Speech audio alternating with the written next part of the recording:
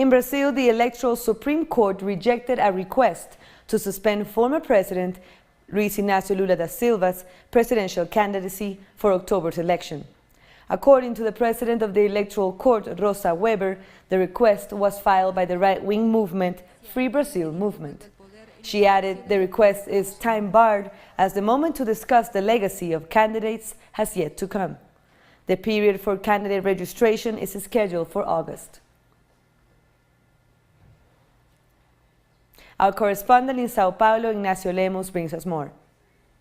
Saludos, la ministra del Supremo Tribunal Federal, Rosa. The head of the Electoral Court, Rosa Weber, rejected a request aimed to prevent Luiz Inacio Lula da Silva's presidential candidacy, filed by the Free Brazil Movement, formed by liberal youth, many of them students in the United States.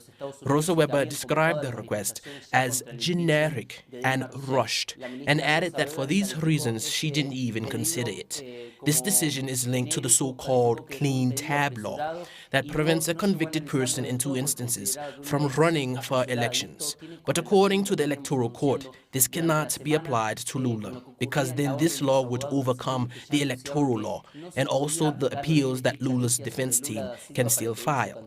Meanwhile, the former president is expected to present his candidacy on August 15th in Brasilia. We will keep following the news. Ignacio Lemus from Sao Paulo.